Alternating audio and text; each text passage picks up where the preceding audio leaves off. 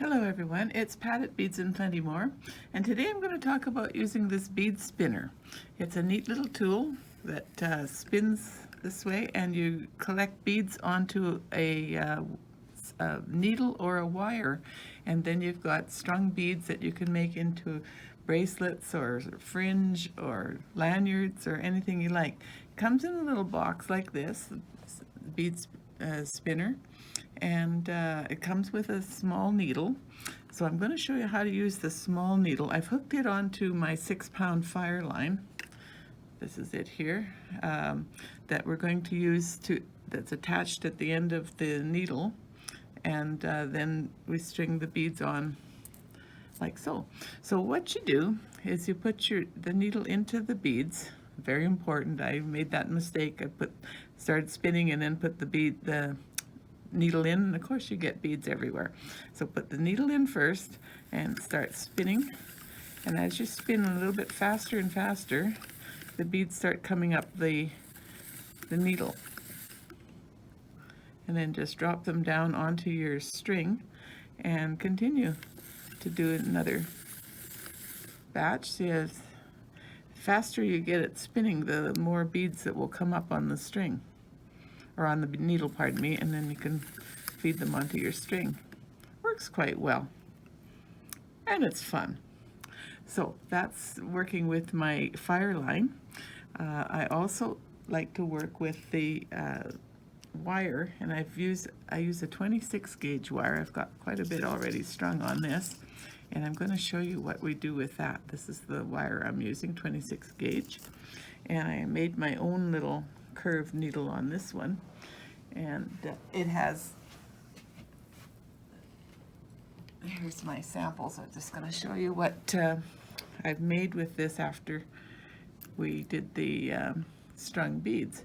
I put strung the wire onto memory wire, and then onto these bracelets. Added a few beads in the middle for decoration and caps. Okay, so let's go ahead with the wire. We're going to just make our own little hook here. This doesn't work quite as good as the needle does because it's a little softer. Let's get it turned around so I get it started here. Get it into the beads and give it a good hard spin. You can also use 24 gauge wire, but for the purpose of putting it onto the memory wire, I found it was a little bit too stiff. The finer wire works better to wrap. There we go. Got a few on there, and then you run them down and put the needle back in. The wire, I guess we have this time.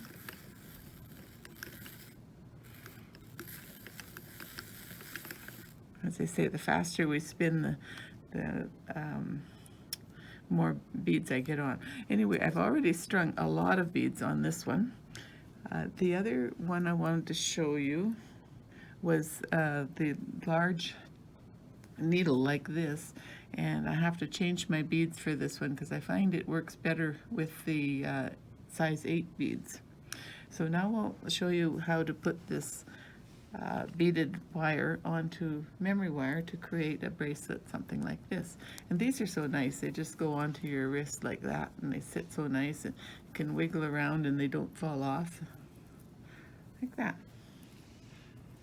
Okay, so to start with, we put the wired beads onto a mandrel, which is what I'm using here. This comes with the wire gizmo, the wire coiling kit. So that works really well. So this little end is what I'm going to hook my original wire onto, and just give it a few wraps.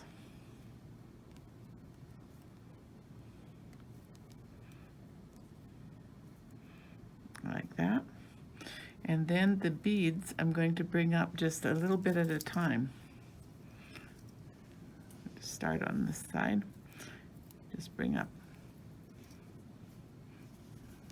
just a small bit, and we'll use the crank to make them go around and round on the mandrel. Like that, and I'll just tighten that up. Hold with this finger bring in a few more beads. And we'll continue to crank.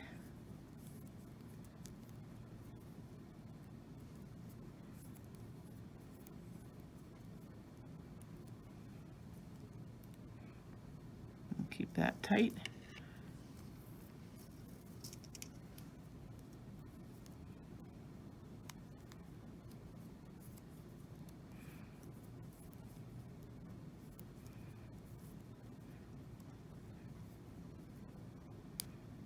You do need to use both hands for this because you've got to hold with one hand and then wrap with the other hand. So what I did for the bracelet, I got about 3 inches of this wire wrapped, wire coiled bead, and used that for each side of the bracelet, and then the beads in the middle for decoration to make a bracelet that was big enough. And I did use caps on each end of the wire piece.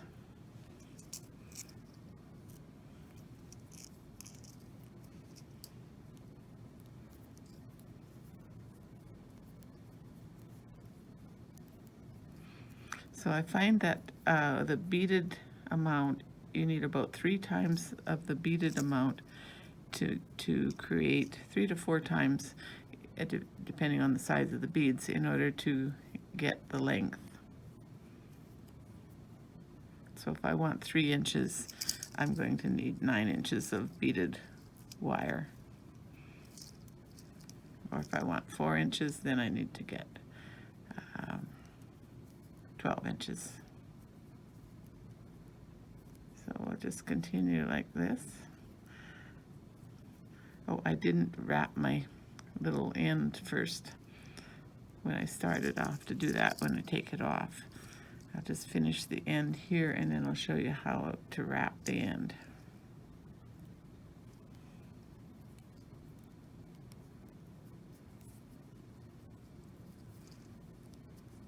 This little crank on these units that come with the wire gizmo really work well for this.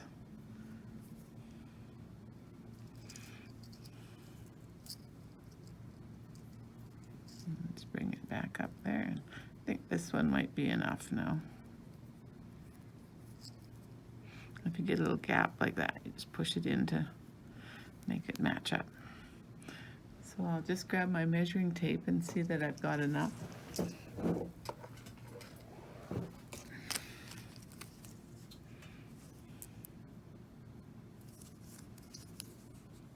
Oh yeah, we're up to 3.5. That's really good.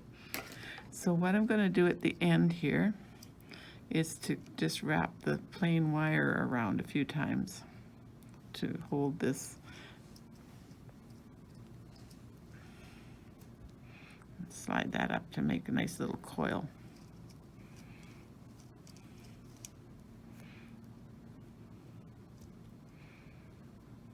And that will stop the beads from coming off, of course.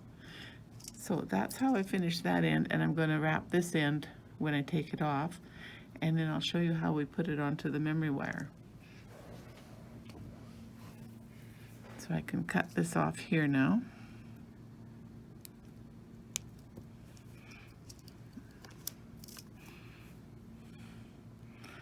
And this one.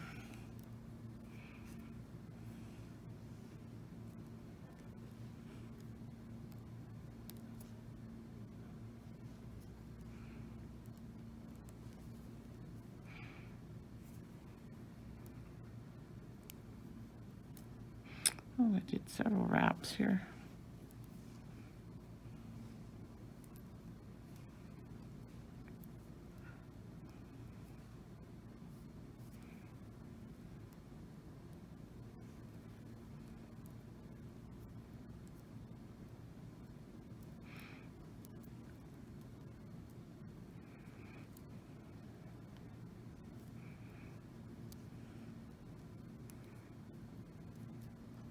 My beads back so they're out of the way.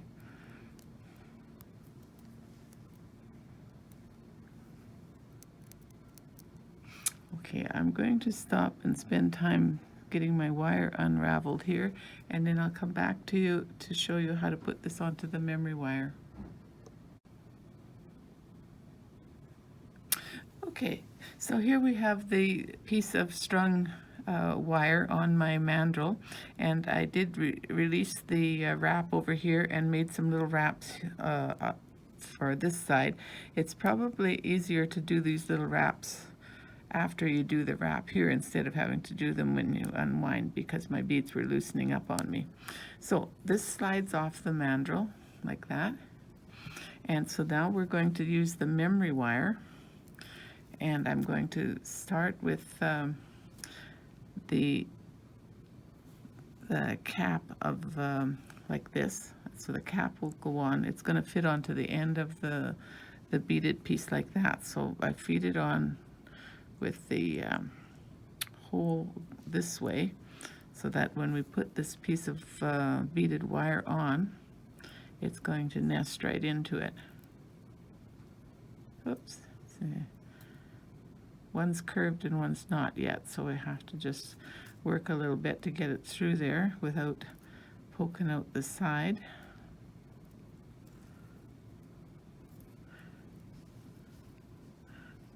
Back up a little bit. Come on, through my coil, please.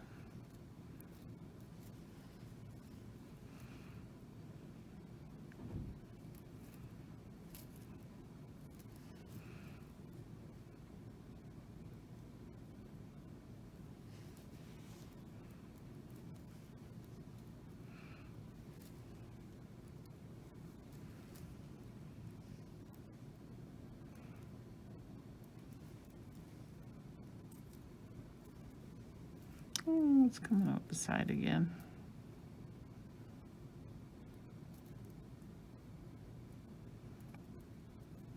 There we are. So it's come out the little coil that I made at the end.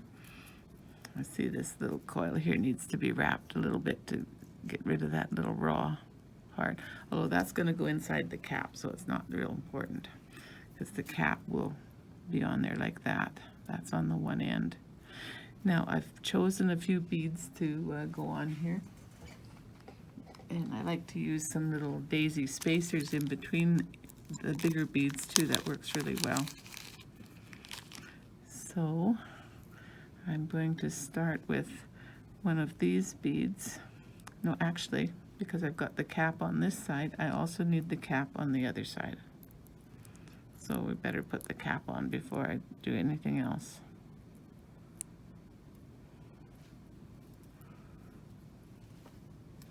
Some of these are stubborn. There we are. So we've capped this on both sides. Memory wire likes to roll around until you decide where you want to cut it. So I've got the cap on both sides there. And now we're going to use a little daisy spacer to start, and one of these green beads that I thought matched quite nicely. And we'll just space with the daisy spacer in between. And this is my round center bead. I chose one that would match my caps and my daisies quite nicely, and the green for a highlight color. And another daisy. So that's my little center unit. And then we start again with a cap going this way so that I can fit the beaded piece on. So I haven't got the other beaded piece made yet, but I will show you again how to start. So what we're going to do is, with our wire, is wrap it around the crank part here. And then when we get over here, I'm going to just wrap some ordinary wire for a few wraps to get my little coil. This also helps with starting the beaded wrap. So let's bring my beaded material over here. Release it a little bit on my wire. There we are. So once we've got this little coil going, then we bring up an inch or two of beads and use the crank to go around. Tighten that up, hold, and bring up a bit more.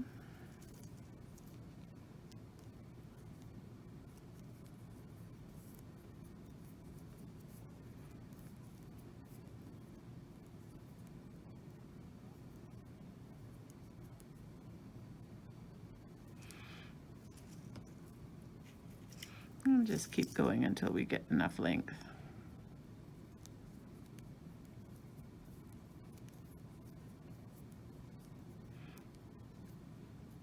So that's the technique for making these bracelets like this.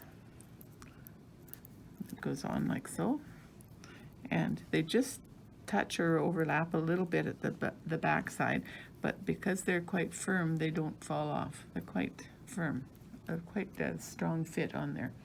So now I'm going to also show you how to use the long needles that we have that work really good with a size 8 bead. We'll just pour out our size 10 beads here.